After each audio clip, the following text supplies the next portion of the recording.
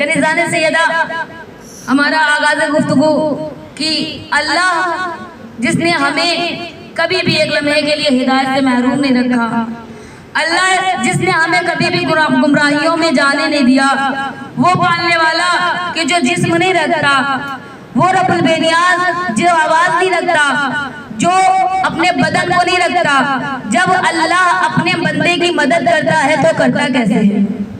देखिए कनीज़ाने सैयदा, जब अल्लाह अपने बंदे की मदद करना चाहता है तो वो हुज्जत के जरिए मदद करता है।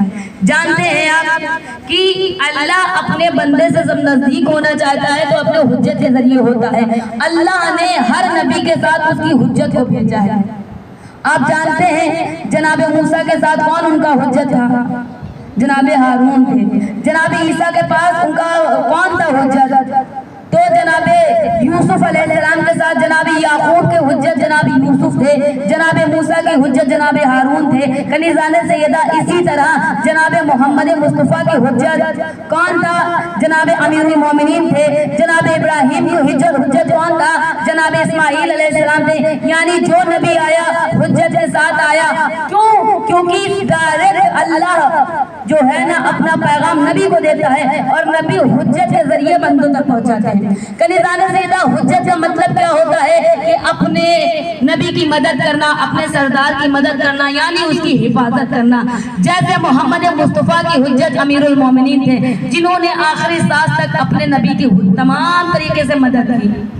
और उसी तरह इमाम हुसैन अलैहिस्सलाम की हुज्जत कौन थे? मौला अब्बास अलैहिस्सलाम, जिनका आज अज़ा खाने में अलम सजा है। तो आगाज भी मौला अब्बास के जरिए होनी चाहिए। कैसे अब्बास की आगाज किया जा सके? कनीज़ाने सैयदा ये तो आम बात है कि हर माँ दुआ करती है पालने वाले मुझे चांद सा बेटा अता करे। क्या दुआ करती है? पालने वाले मुझे चांद सा बेटा अता करना। क्या कहना बीबी तेरी अजमत का कि अल्लाह ने तुझे चांद सा नहीं बल्कि तेरी आगोश में चांद ही उतार दिया। दुरूद पढ़ दिया मोहम्मद पर आले मोहम्मद।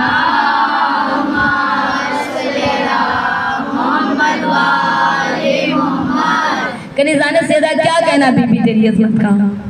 कनीज़ाने सैयदा आप जानते हैं कि मौला अब्बास को कमरे बनी हाशिम बोला जाता है, यानी हाशिम के घराने का चांद।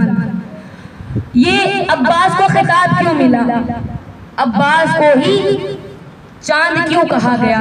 आपको पता है कि अगर किसी घर में कोई PhD कर ले या MBBS बन जाए तो वो बड़ी बात नहीं है, क्योंकि सब जाहिर है अगर हमने कोई मकाम हासिल कर लिया तो कोई बड़ी बात नहीं। भाई कोई नहीं पढ़ा लिखा, हम पढ़े लिखे काबिल हो गए तो ये कोई बड़ी बात नहीं। अब जिस घर में कोई MBBS हो, कोई इंजीनियर हो, कोई PhD किया हुआ हो, वहाँ अपना एक मकाम बना लेना बहुत बड़ी बात होती। कनीज़ाने सैयदा ये जो मौला अब्बास थे ना, ये किसी अंधों के घर के चांद नहीं थे।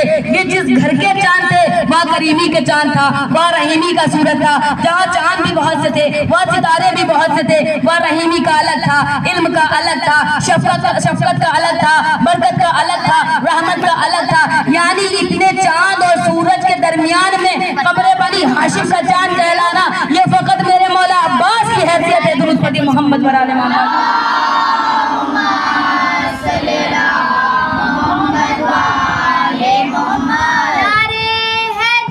यानी मौला सलामत रखे।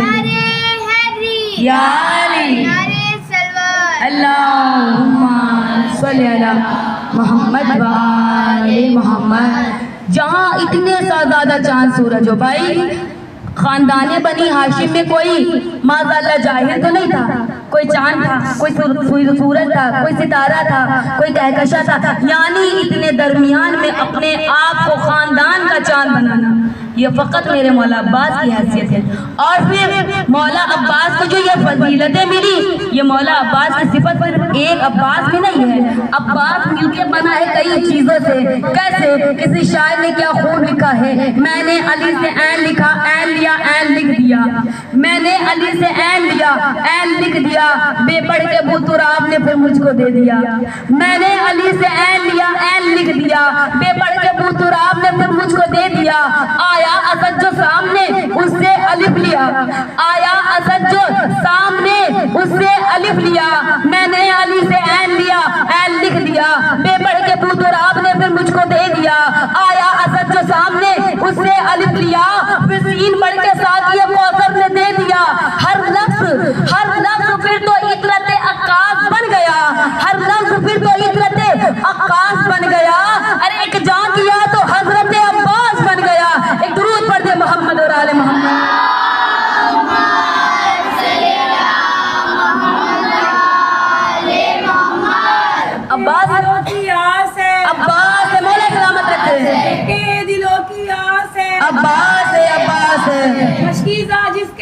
माशाल्लाह, खुदा सलामत। मशकीज़ा जिस